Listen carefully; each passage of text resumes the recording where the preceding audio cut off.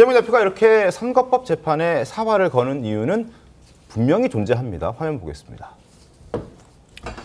자, 일단 선거법 위반 혐의는 크게 두 가지죠. 김문기 씨를 몰랐다라는 부분, 그리고 국토부의 협박 때문에 여러 가지 일들을 진행했었다라는 그런 부분들인데 이게 다 유죄로 인정이 됐습니다. 그래서 1심에서 의원직 상실형, 피선거권이 박탈되는 징역 1년에 집행유예 2년형을 선고받았고요. 이렇게 됐을 때 이게 확정이 되면 의원직 상실은 당연한 것이고 앞으로 5년간 피선거권이 박탈됩니다. 그리고 금고 이상의 형이 확정 시 지금 현재 1심에서 나왔던 그 형이 확정이 되면은 바로 10년간 피선거권이 또 박탈되게 됩니다. 그래서 지금 이렇게까지 이재명 대표 측에서는 어떻게든 재판을 조금 지연해 보고자 하는 전략을 적극적으로 또 노골적으로 쓰고 있는 것이 아닌가 하는 생각도 듭니다. 그리고 이런 지적들도 있었습니다. 선거법 1심에서 예상치 못한 중형에 당황한 민주당에서는 아예 이 선거법을 개정하겠다라는 움직임도 있었습니다. 화면 보겠습니다. 자, 친명계 의원으로 박희승 의원이 있는데요. 이 박희승 의원이 1심 선고 직후에 이런 법안을 발의를 했습니다. 허위 사실 공표죄는 일단 삭제하겠다. 그리고 후보 비방죄 역시 삭제하겠다라는 내용이 포함되어 있는 개정안, 그리고 당선 무효형 기준 역시 100만 원에서 1000만 원으로 대폭 완화하겠다라는 이런 법안까지 발의를 하기도 했었습니다. 네, 이 허위사실 공표죄와 당선 무효형 벌금 기준을 높이는 것, 이 모두가 지금 이재명 대표의 공직선거법 위반 사건과 연관이 되어 있기 때문에 국민의힘에서는 결국에는 이재명 대표를 구하기 위한 이 대표 맞춤형 법안 발의 아니냐, 위인설법 아니냐, 이런 지적까지 내놓고 있는데요. 네. 당시의 여야 목소리 들어보도록 하겠습니다. 실제로 선거법에 대해서는 선관위도 그렇고 정치권 혹은 전문가들이 선거법 개정을 해야 된다는 얘기들은 많이 있었습니다.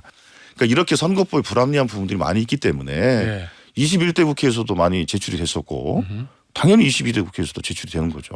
이재명 대표를 위한 그런 위인 설법 이런 건 아니다. 이런 당연하죠. 그러면 이 조항은 수십 년간 우리 그 선거법을 지탱해온 핵심 조항이고 이재명 대표가 이 리스크에 직면했다라고 해서 갑자기 이 조항에 대해서 위헌 소송을 한다 그러면 일단 대국민 설득력이 떨어지고요. 이번 총선 끝나고도 허위사실 공표로 지금 기소돼 있는 다른 의원들도 있죠. 계시거든요.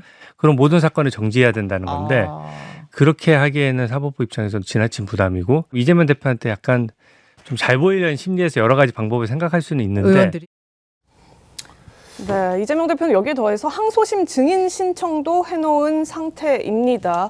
선거법 1심에는 증인이 약 50여 명 정도 출석을 했었는데요. 1심 선고까지 이 때문에 2년 2개월가량 걸렸습니다. 네. 그리고 항소심 재판에서 지난 17일 7건의 증인 신청서를 제출했습니다. 이 7건이긴 한데 이 건이 몇 명이 이제 포함되어 있는지에 대해서까지는 아직 알려지지 않고 있지만 그 지난 1심에 50명에 더해서 7건 추가 증인 채택을 했다라는 점도 눈길을 끌고 있습니다.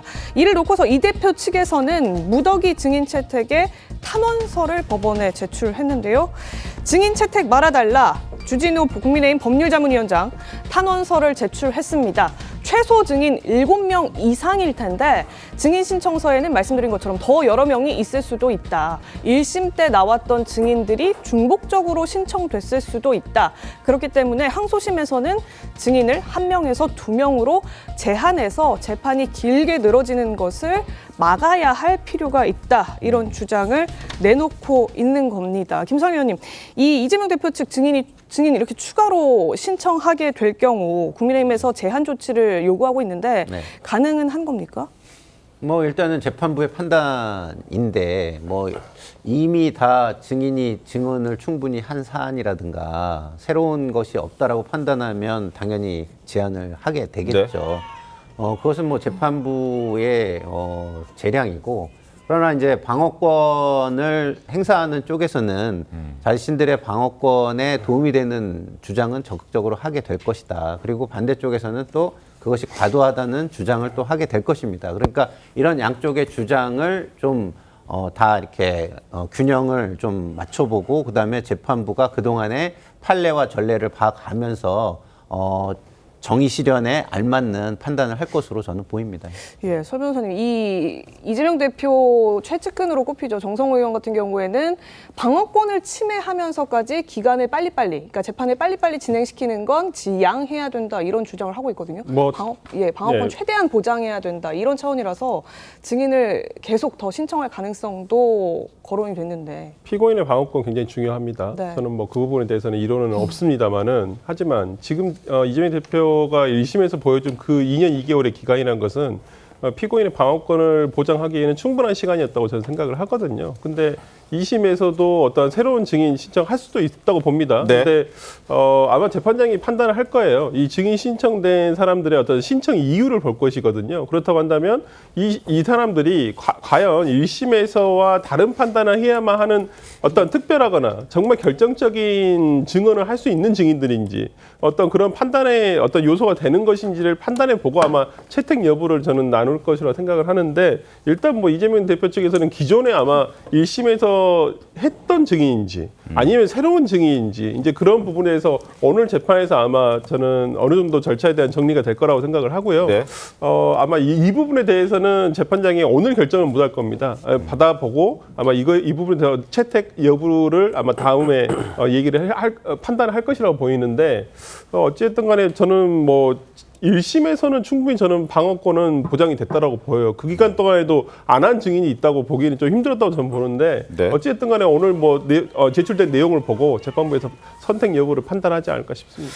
그러니까 참 1심에서 2년 2개월 동안 재판을 길게 가졌던 이재명 대표였고 그리고 선거법 위반 혐의와 관련해서는 뭐 간단하게 두 가지 혐의밖에 없기 때문에 관련해서 새로운 증인이 있을까라는 생각도 들긴 하거든요. 어찌됐든 7명 이상의 증인을 추가적으로 신청할 것으로 보이긴 하는데 어떻습니까, 정광재 대변인님? 일단 새로운 증인이 나올 가능성이 좀 있을까요? 거의 없지 않겠습니까? 이 과정을 보면서 참 이재명 대표 열심히 사신다 이런 생각을 했습니다.